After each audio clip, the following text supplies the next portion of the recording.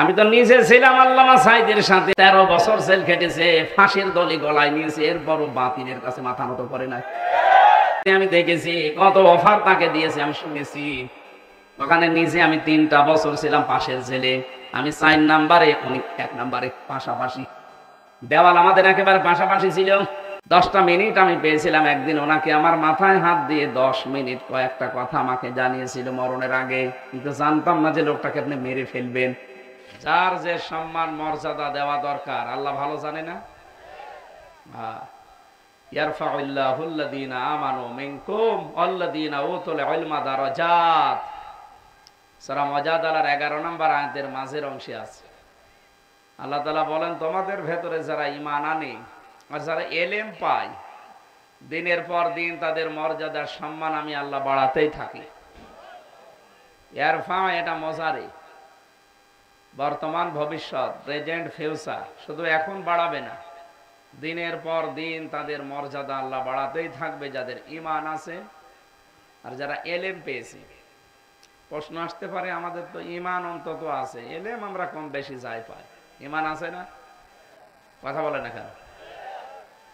ঈমান থাকলে আপনার মর্যাদা বাড়বে যদি ঈমানের উপরে টিকে থাকতে পারে।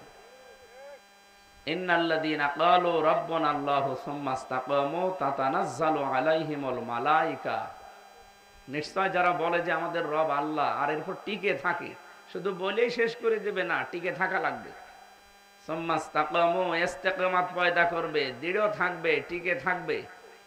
তাতানাজ্জালু আলাইহিমুল মালায়েকা, এটাও মজারে, তাতানাজ্জাল, তাদের বিপদে আপদে আল্লাহ ফেরেশতা, 1 জন 2 জন না, মালায়েকা বহু বছর ফেরেশতা পাঠাতে থাকবে আল্লাহ। ফেরেশতা মণ্ডলী এসে বলবে, আল্লাহ তাখাফু ওয়ালা তাহজানু, ভয় পাবেন না, চিন্তাও করবেন না, ওয়া আবশিরু বিল জান্নাহ, ওই জান্নাতের সুসংবাদ গ্রহণ করেন, আল্লাতী কুনতুম তুআদুন, যার ওয়াদা আল্লাহ তোমাদের সাথে করেছেন। এটা বাংলা অর্থ শুনলাম, এর বাস্তবতা আমরা অনেকে জানি না। আমি এই নজির চোখে দেখেছি, যারা আল্লাহকে রব বলার পরে ঈমানের উপরে যারা সত্যি টিকে থাকতে পারে, লোক দেখানোর জন্য না, সত্যি সত্যি, এদের কাছে যে ফেরেশতা আসে এদেরকে অভয় বাণী শোনায়, চিন্তা নেই, ভয় নেই, এ কথা যে বলে, এটা আমরা দেখেছি। শহীদ মীর কাশেম আলী রহমতুল্লাহ আলাইহি, এই লোকটার যখন ফাঁসি হবে মাত্র 3 ঘন্টা আগে এসেছিল খবর দেওয়ার জন্য যে আপনার ফাঁসি, আপনি রেডি হন। কুতুবউদ্দিন ভাই ছিল কারারক্ষী, আমাকে বলছিল, হামজা ভাই এই লোকটার দায়িত্বে আমি ছিলাম। আমি ওনারে বললাম যে স্যার মাত্র 3 ঘন্টা আছে, আপনি প্রস্তুতি নেন। উনি আমারে বলছে 3 ঘন্টা তো অনেক সময়, আমি 2 ঘন্টা ঘুমালাম, তুমি আমার 1 ঘন্টা আগে ডেকে দিয়ে। আপনার শুনতে যত সহজ মনে হচ্ছে, এটা কি বাস্তব অত সহজ? আপনি ভাবতে পারেন? আপনাকে যদি এখনই বলা হয় যে 1 মাস পরে আপনি মরে যাবেন, আপনি এখনই মরে যাবেন। আর তারে বলছে আপনার 3 ঘন্টা পরে ফাঁসি, বলছে আমি 2 ঘন্টা ঘুমালাম। ওর ঘুম আসে কি করে? হ্যাঁ,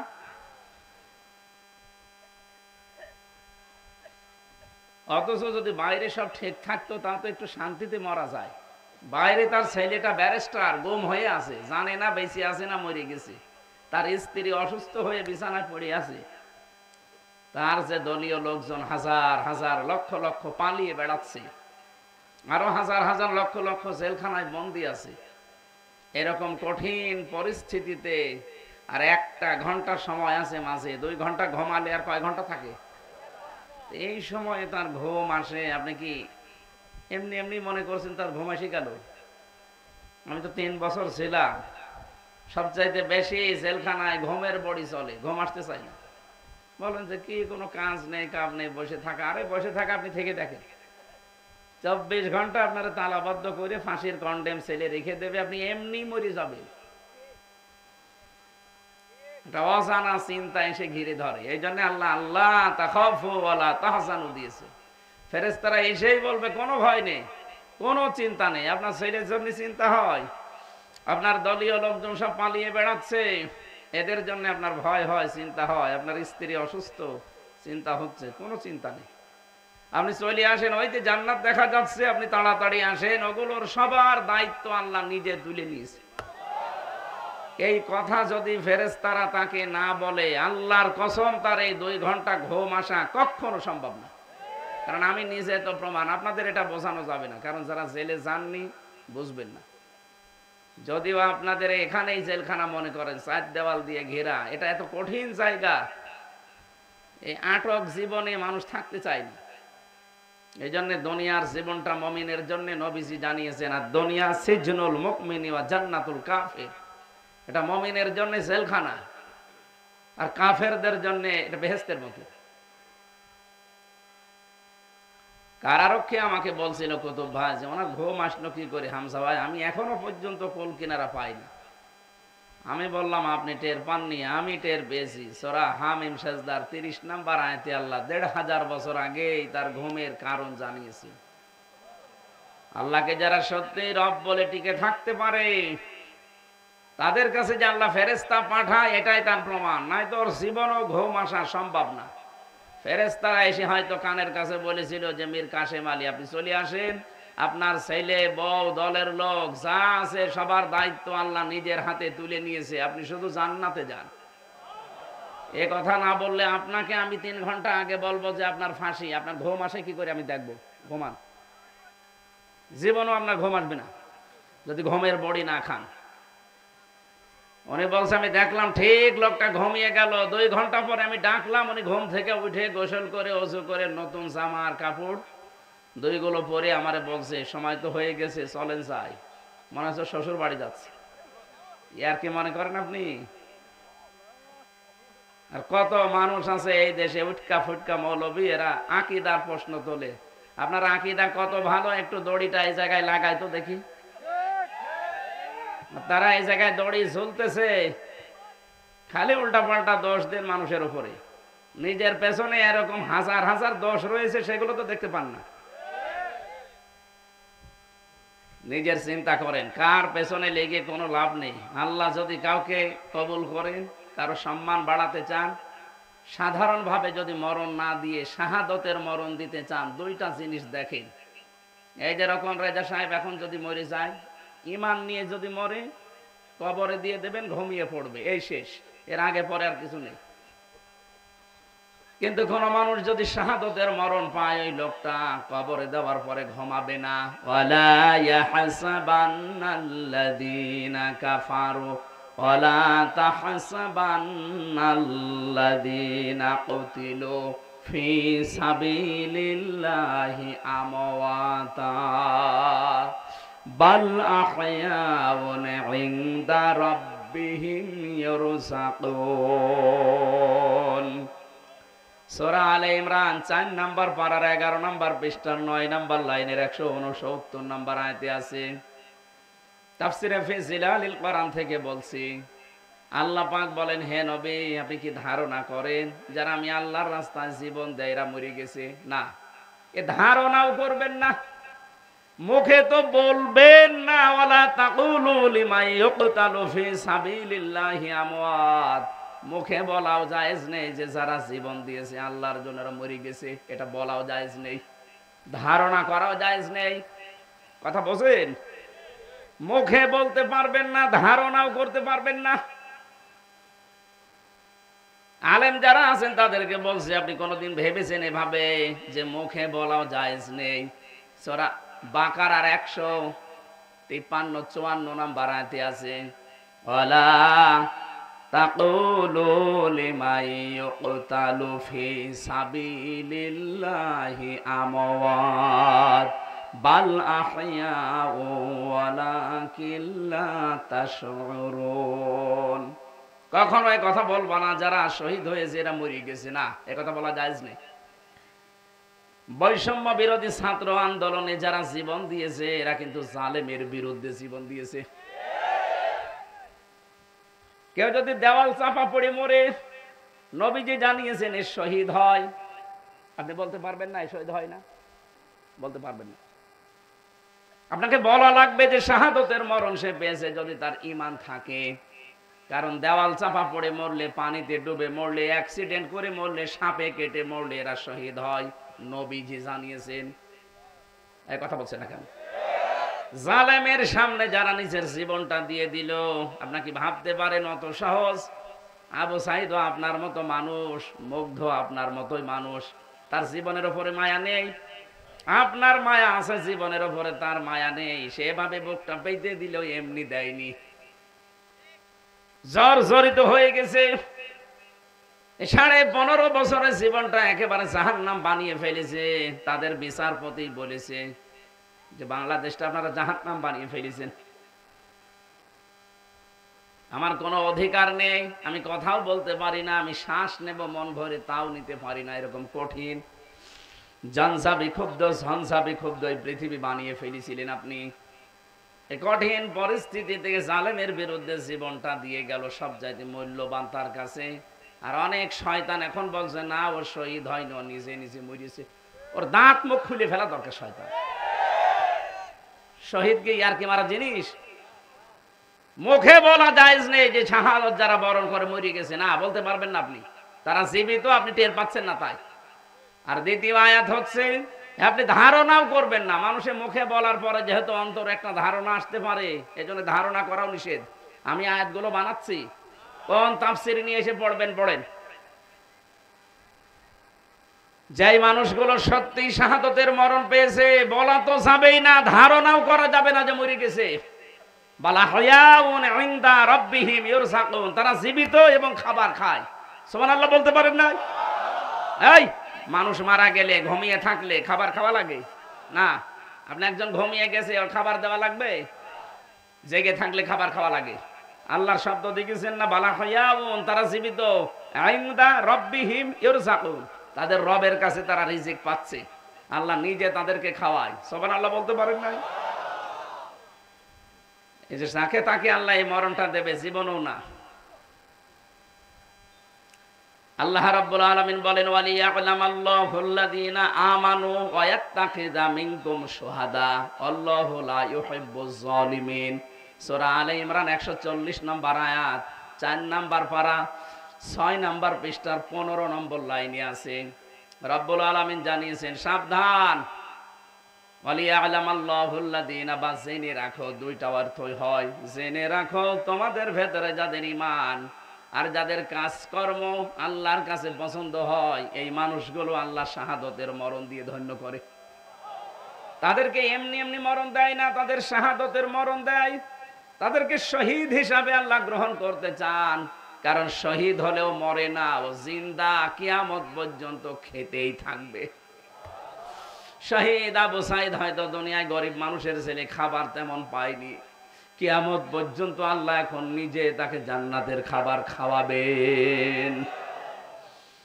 আমি যে কথা বলতে চাচ্ছিলাম, আমাদের ভেতরে সত্যি যারা ঈমান আনে আর ঈমানের উপরে যদি টিকে থাকতে পারেন, আর এলেম অর্জন করে যদি এলেমের উপরে আপনার কাজকর্ম থাকে, মাস্ট বি দারাজাত, বহু বছর দিন যত যাবে আপনার মর্যাদা একটার পর একটা আল্লাহ বাড়াতেই থাকবে।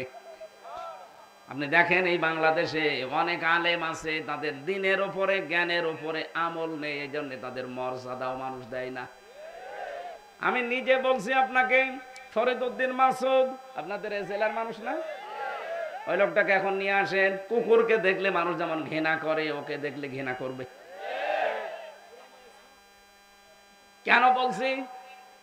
এ মানুষটা সারা জীবন বাতিলের সাথে 5 আটা গোলামি করে টিকেছিল।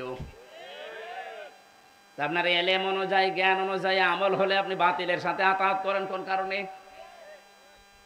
এলেম অনুযায়ী যাদের আমল ছিল, 13 বছর জেল খেটেছে, ফাঁসির দড়ি গলায় নিয়েছে, এর বড় বাতিলের কাছে মাথা নত করে নাই। আমি তো নিজে ছিলাম আল্লামা সাইদের সাথে, আমি দেখেছি কত অফার তাকে দিয়েছে, আমি শুনেছি। ওখানে নিজে আমি 3টা বছর ছিলাম পাশের জেলে, আমি 4 নাম্বারে, উনি 1 নাম্বারে, পাশাপাশি দেওয়াল আমাদের একেবারে পাশাপাশি ছিল। 10টা মিনিট আমি পেয়েছিলাম একদিন ওনাকে, আমার মাথায় হাত দিয়ে 10 মিনিট কয়েকটা কথা আমাকে জানিয়েছিল মরণের আগে, কিন্তু জানতাম না যে লোকটাকে আপনি মেরে ফেলবেন। উনিও কোনোদিন কল্পনাও করে না যে আমাকে এভাবে ইঞ্জেকশন দিয়ে মেরে ফেলবে। কারণ বাড়ির জেলখানা থেকে নিয়ে যাওয়ার সময় বলছে আপনাকে, আপনি অসুস্থ, আপনাকে নিয়ে যাচ্ছে চিকিৎসা করানোর জন্য, আপনাকে ছেড়ে দেওয়া হবে। এই মিথ্যা কথা বলে আপনি বের করেছেন, এই জন্য একটা হাসি দিয়েছিল না? আপনি মিথ্যা কথা বললেন কেন যে আপনাকে চিকিৎসা করাবো? উনি বলছে না আমি তো এখন ভালো আছি, কিসের চিকিৎসা? না আপনি অসুস্থ। আমারে বলছিল আমির হামজা, আমার তো ওইভাবে নাম ভালো করে জানি না। আমি বললাম হুজুর আপনি আমার চেনেন? এমনিতে কেঁপে কেঁপে বেড়ায়। কে? আমি হামজা। ও ওই হামজা বাশার আলামিন।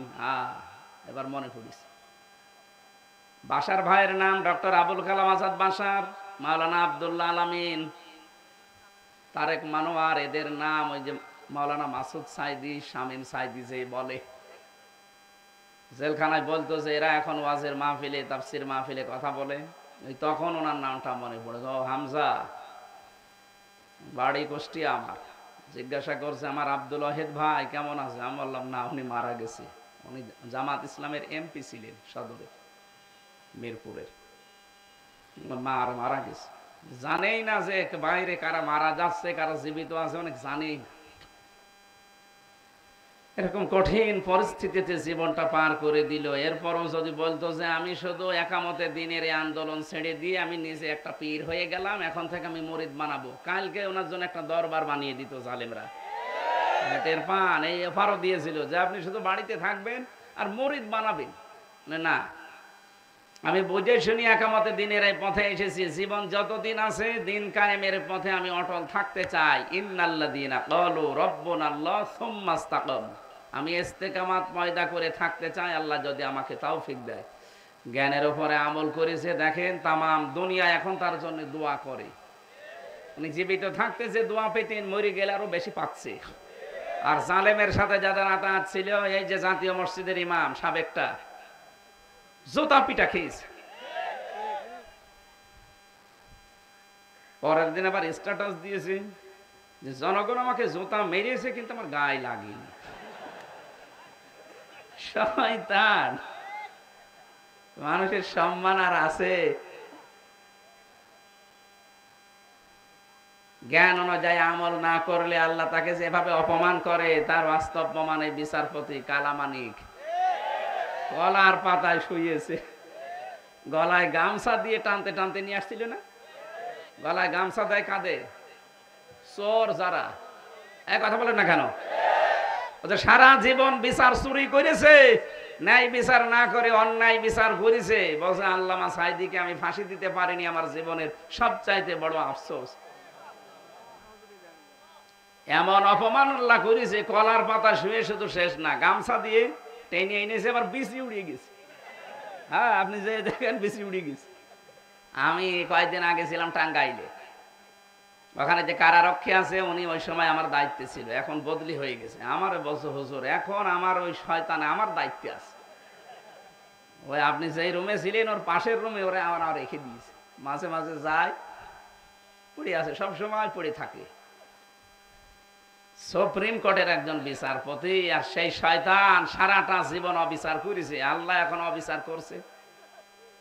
আল্লাহ অবিচার না, আল্লাহ ন্যায় বিচার করছে। এই জন্য আমার কথা ছিল জ্ঞান অনুযায়ী আপনি আমল না করলে আপনি যত বড় মহারথী দাবি করেন আপনার সম্মান থাকবে না। দিন যত যাবে তত মানুষের ভেতর থেকে ঘৃণা বের হবে। আর যদি জ্ঞান অনুযায়ী আমল করতে পারেন, দিন যত যাবে আপনার সম্মান মর্যাদা আল্লাহ বাড়াতেই থাকবে। আল্লাহ এই জন্য যারা এসেছেন, যাদের নাম বলতে পারলাম না, এই মানুষগুলোর ঈমান এবং জ্ঞান অনুযায়ী এরা যেন আমল করে, আর দুনিয়া আখিরাতে এদের সম্মান আল্লাহ যেন বাড়িয়ে দেয়। দল মত নির্বিশেষে এখানে সামনে বসা আছেন আমার প্রাণ প্রিয় ভাইরা, বোনেরা, পর্দার আড়ালে মেয়েরা আছে না, সম্মানিতা মা এবং বোনেরা, প্রাণ প্রিয় কিশোরগঞ্জবাসী, সবাইকে নিয়ে আল্লাহর দরবারে শুকরিয়া জানাচ্ছি, যিনি দিনের বেলা, এখন হাজারো কাজ ছিল, কত ব্যস্ত মানুষেরা জানেন। এই যে সভাপতি একটা ডক্টর, আজকের বিশেষ অতিথি যিনি আছেন আপনাদের এলাকার সন্তান অ্যাডভোকেট রকন রেজা, নিজের কোর্ট কাছারি আদালত বাদ দিয়ে চলে এসেছে। আল্লাহ রাব্বুল আলামিন আমাদের সবার কাজকর্ম বাদ দিয়ে যে কোরআনের পেছনে সময় দেওয়ার মতো সুযোগ দিলেন, বলেন আলহামদুলিল্লাহ। দরুদ আর সালাম পড়ছি আমাদের নবী, মানবতার মহান শিক্ষক মুহাম্মদুর রাসূলুল্লাহ সাল্লাল্লাহু আলাইহি ওয়াসাল্লামের প্রতি। নবীর প্রতি আমাদের কিছু কাজ আছে না? কথা বলেন না কেন? এক নম্বরে উম্মত হিসাবে আমাদের কাজ নবীর উপরে কি? দরুদ পড়া। কি পড়া বলেন তো? দরুদ শুধু আমরা একা পড়ছি? ইন্নাল্লাহা ওয়া মালাইকাতাহু ইউসাল্লুনা আলান নবী ইয়া আইয়ুহাল্লাযীনা আমানু। রব্বুল আলামিন বলেন, অবশ্যই আমি আল্লাহ নিজে এবং আমার যত ফেরেশতা আছে, মালাকুন না মালাইকা, যত ফেরেশতা আমি বানিয়েছি সবাই আমার নবীর উপরে দরুদ পড়ছে। ইমানদার দাবি করতে চাও, তোমাদেরও দায়িত্ব দিলাম, সাল্লু আলাইহি, তার উপরে দরুদ পড়ো। কিভাবে পড়বা? ওয়াসাল্লিমু তাসলিমা, যেভাবে পড়া উচিত যথাযথভাবে। এই শব্দটা নিয়ে ব্যাখ্যায় পড়েছি কিভাবে আমাদের দরুদ পড়া লাগবে। বাংলাদেশে আমরা অনেকেই দরুদ নিয়ে ভেজালে আছি। কি এদেশে যে যেই দলে করে, যে যাই মতে আছে, ওই দলের দিকে, ওই মতের দিকে একটা আলাদা দরুদ বানিয়ে চালাচ্ছে। কথা বুঝতেছেন? অথচ দরুদ কি? দরুদের ভেতরে যা পড়বেন ওইটা আপনার প্র্যাকটিক্যাল জীবনে থাকা লাগবে। এক নম্বরে মানুষ যখন আমরা এখানে বললাম আল্লাহুম্মা সাল্লি আলা, হে আল্লাহ তুমি রহমত নাজিল করো আলা মুহাম্মদ, মুহাম্মদের উপরে, সঙ্গে সঙ্গে যেন আল্লাহ আমাদেরকে প্রশ্ন করছে যে মুহাম্মদটা কে? সবাই আমরা এক বাক্যে জবাব দিয়েছি, সাজ্জিদিনা, তিনি আমাদের নেতা। তিনি আমাদের কি? আরো জোরে বলেন কি? এটা কি দুনিয়ার বিষয় নেতা? না, এটা আখিরাতের সাথে সম্পর্কিত। কিয়ামতে প্রতিটি মানুষকে আল্লাহ বিচারের জন্য ডাক দেবেন, একা একা ডাকবেন না, তাকে ডাকবেন তার নেতার সাথে। একা ডাকবেন প্রথম স্টেপে। কিয়ামতের দিন প্রতিটি মানুষকে আল্লাহ প্রথমে ডাকবে তার একা একা, সামনাসামনি একা একা ডাকবে, আয় এখানে আয়, জীবন সম্পর্কে প্রশ্ন করবে। আর দ্বিতীয় স্টেপে এবার আর একা ডাকবেন না, এটা ছাড়া বানি ইসরাইলের ৭১ নম্বর আয়াত। প্রতিটি মানুষকে আল্লাহ ডাকবেন তার নেতার সাথে। কার সাথে? এটা যদি দুনিয়ার বিষয় শেষ হয়ে যেত, আল্লাহর কসম, আল্লাহর কসম, এই আয়াতটা আমি পড়তামই না। যেহেতু আমরা ভুল পথে আছি, অনেকে নেতা ঠিক নেই, অনেকের এমন নেতার পেছনে ঘোরেন যে নেতার চরিত্র শয়তানের চাইতেও খারাপ। রাত ৯টার পরে আর ঠিক মতো মাটিতে মা পড়ে না, রিকশা ছাড়া বাড়ি যেতে পারে না। এক কথা বলছে না কেন? নামিয়ে দেবেন, খেজুর গাছে ধাক্কা দিয়ে বলবে মিয়া ভাই সাইড দিয়ে, আর কতক্ষণ দাঁড়িয়ে থাকবে? ওরা যে খেজুর গাছ ও জানেই না, কারণ খেয়েছি তো ডাল, লাল পানি। এরকম নেতার পেছনে থাকা যাবে না, খুব চিন্তা ভাবনা করে চলবে, কারণ কিয়ামতে ওর সাথে আপনাকে ডাকবে। সূরা হুদ, এদিকে তাকান, সূরা হুদ ১২ নম্বর পারা, ১২ নম্বর পৃষ্ঠা, প্রথম নম্বর লাইনের ৯৮ নম্বর আয়াত। ইয়াকদুমু কওমাহু ইয়াওমাল কিয়ামাতি ফাআওরাদাহুমুন নার ওয়া বিসাল বিরদুল মাওরুদ। যত তাফসীর আছে বাংলাদেশে প্রায় ৪২টার উপরে, সব মুফাসসির আয়াতের ব্যাপারে একমত। বাংলা অর্থ বলছি, সামারাইজ করি, বিস্তারিত ব্যাখ্যার জন্য তো আয়াত পড়েছি।